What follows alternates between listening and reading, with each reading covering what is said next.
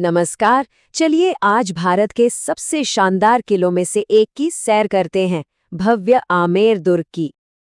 अच्छा, जब हम किसी किले के बारे में सोचते हैं तो मन में क्या आता है? शायद ऊंची ऊंची दीवारें, बड़े बड़े दरवाजे, यही सब है ना? पर वो क्या चीज है जो एक किले को दूसरे से एकदम अलग, एकदम खास बना देती है? देखिए, ज्यादातर किलों में क्या होता है, राजमहल दीवारों के अंदर एक समतल सी जमीन पर बने होते हैं। लेकिन आमिर, अरे यहाँ तो पूरी कहानी ही अलग है। यहाँ महल ही पहाड़ी की ढलान पर कुछ इस तरह बनाए गए हैं कि वो खुद ही किले की मजबूत दीवारें बन जाते हैं। यही वो एक बात है जो आमेर को सबसे अलग बनाती है। और आमेर की यही अनोखी बनावट उसकी पूरी कहानी की बुनियाद है। तो चलिए सबसे पहले बात करते हैं इसकी बेजोड़ स्थापत्य कला की। तो इस बात को जरा समझिए, यहाँ ऐसा नहीं हुआ कि पहले किला बनाया और फिर अंदर महल खड़े किए, नहीं, बल्कि यहाँ तो शाही महल ही एक के ऊपर एक पहाड़ की ढलान पर बनते चले गए और खुद ब खुद किले की शक्ल ले ली। सोचिए तो जरा, क्या कमाल की इंजीनियरिंग और दूर की सोच रही होगी। पर सिर्फ एक शानदार बनावट किसी भी किले को सदियों तक सुरक्षित नहीं रख सकती।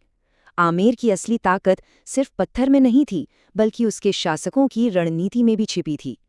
तो चलिए अब बात करते हैं शौर्य और राजनीतिक मित्रता की। आमेर का सुरक्षा इंतजाम वाकई बहुत मजबूत था, पर उसकी वजह सिर्फ ऊंची और मोटी दीवारें नहीं थीं। इसकी असली सुरक्षा असल में दो मजबूत स्तंभों पर टिकी थी। एक तरफ यहाँ के कछवाहा शासकों की बहादुरी और उनका शौर्य, और दूसरी तरफ मुगल शासकों के साथ उनकी बहुत ही समझदारी भरी राजनीतिक दोस्ती। मतलब हिम्मत और होशियारी का एक लाजवाब संगम था ये। और इस जबरदस्त रणनीति का नतीजा क्या हुआ? नतीजा ये था कि यह दुर्ग बाहरी हमलों से हमेशा महफूज रहा। ये शब्द अपने आप में उस दोहरी रणनीति की कामयाबी का सबसे बड़ा सबूत है। लेकिन देखिए, एक किले की कहानी सिर्फ लड़ाई और राजनीति की तो नहीं होती। आमेर की कहानी में कुदरत की खूबसूरती का भी एक बहुत ही दिलकश हिस्सा जुड़ा है। किले के ठीक नीचे उसके दामन में दो खूबसूरत नगीने हैं जो इसकी शान और बढ़ाते हैं। एक है शांत और सुंदर मावठा तालाब और दूसरा है हरा भरा दौलाराम का बाग। ये नज़ारे किले की बुलंदी के साथ मिलकर एक ऐसी तस्वीर बनाते हैं जो सीधे दिल में उतर जाती है। आर्किटेक्चर, रणनीति और कुदरत के इस मेल के अलावा आमेर की एक आत्मा भी है जो इसके मंदिरों में बसती है। तो चलिए अब आस्था के इन ऐतिहासिक ठिकानों पर एक नजर डालते हैं। इस किले के अंदर तीन बहुत ही अहम मंदिर हैं जो अपने आप में इतिहास की जीती जागती कहानियां हैं। शिला देवी मंदिर, जगत शिरोमणि मंदिर और बहुत ही प्राचीन अंबिकेश्वर महादेव मंदिर। ये सिर्फ पूजा पाठ की जगह नहीं है, बल्कि इस इलाके की संस्कृति और विरासत की पहचान है। तो जब हम इन सभी बातों को एक साथ देखते हैं तो आमेर सिर्फ एक किला नहीं रह जाता। ये तो बेमिसाल आर्किटेक्चर, दूर की सोच वाली रणनीति और गहरी आस्था का एक संगम नजर आता है। और ये सब हमें एक बड़े सवाल पर लाकर खड़ा कर देता है। किसी किले की असली ताकत किसमें होती है? क्या उसकी मजबूत और ऊंची दीवारों में, या फिर उसे बनाने और बचाने वाले शासकों की समझदारी और हिम्मत में? आमेर की कहानी शायद हमें इसका जवाब देती है। इस पर सोचिएगा जरूर। नमस्कार, चलिए आज एक ऐसे सफर पर निकलते हैं जहां हम समय में थोड़ा पीछे जाएंगे।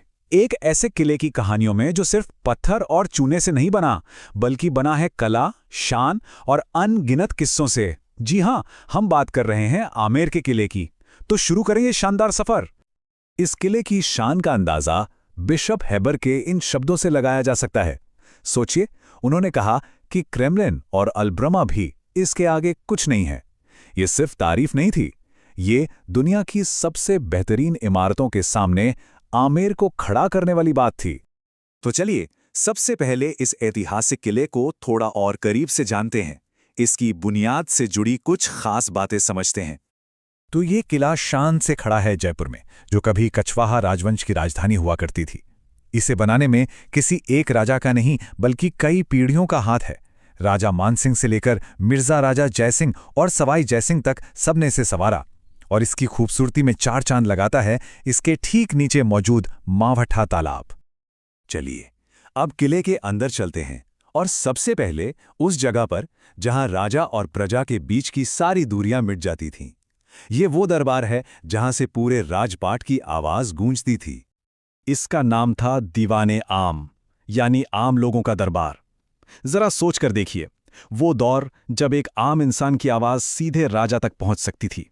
इसी जगह पर इंसाफ होता था, यहीं पर फैसले लिए जाते थे।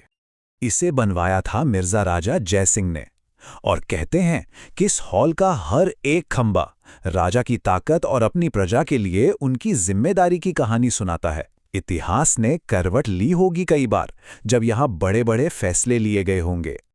अब बारी है उस दरवाजे की जो आम दुनिया और शाही परिवार की निहायत ही खास दुनिया के बीच में खड़ा है। हम बढ़ रहे हैं गणेश पोल की तरफ। ये जो गणेश पोल है ना, इसे सवाई जयसिंह ने बनवाया था। और ये सिर्फ एक दरवाजा नहीं है, अरे ये तो कला का एक जीता जागता शाहकार है। इसकी नक्काशी, इसके रंग, कोई भी देखे तो बस देखता रह जाए।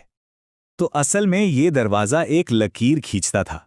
इसके एक तरफ थी आम दुनिया और दूसरी तरफ शाही परिवार की निजी जिंदगी, जहां हर चीज में एक पर्दा था, एक अलग ही शाही अंदाज था। तो तैयार हैं? चलिए अब उस दरवाजे को पार करते हैं और कदम रखते हैं किले के सबसे खास, सबसे जादुई हिस्से में, शाही परिवार के निजी महलों में।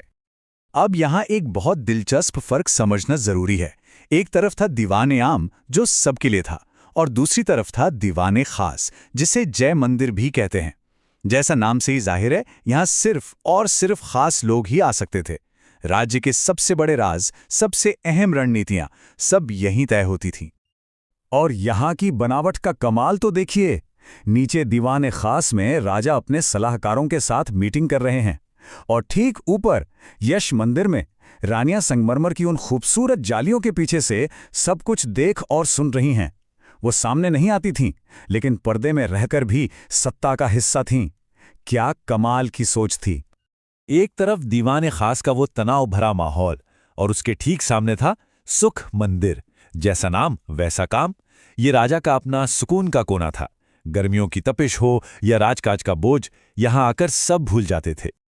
अच्छा, एक सवाल है, क्या ऐसा हो सकता है कि एक अकेली लौ जलाएं और हजारों तारे चमक उठे? सुनने में नामुमकिन लगता है ना?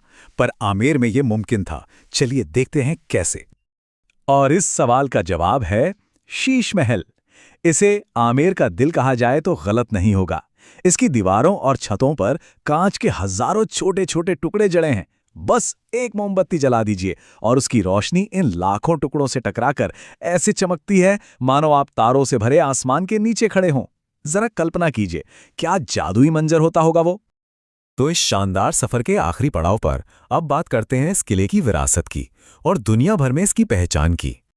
तो ये बात तो साफ है कि आमेर सिर्फ एक किला नहीं है, ये तो राजपूतों की कला, उनकी दूर की सोच और उनकी कभी न हार मानने वाली स्पिरिट का एक जीता जागता सबूत है। और फिर आया साल 2013। ये साल आमेर किले के इतिहास में हमेशा के लिए दर्ज हो गया, क्योंकि इसी साल यूनेस्को ने इसे वर्ल्ड हेरिटेज साइट यानी विश्व धरोहर का दर्जा दिया। एक ऐसा सम्मान जिसने आमेर की कहानी को दुनिया के नक्शे पर हमेशा हमेशा के लिए अमर कर दिया।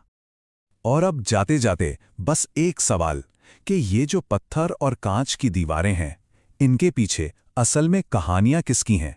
क्या सिर्फ राजाओं और रानियों की, या उन हजारों लाखों गुमनाम लोगों की भी जिनकी जिंदगी की धड़कनें आज भी शायद इन दीवारों में गूंजती हैं? आमेर किला ये सिर्फ एक इमारत नहीं, ये एक जीता जागता इतिहास है। पहली लाइन लाइक करें और शेयर करें ताकि हमें ऊर्जा मिले। चैनल को सब्सक्राइब करें, नहीं तो हमारे सर वीडियो बनाना बंद कर देंगे ताकि हमें ऊर्जा मिलती रहे।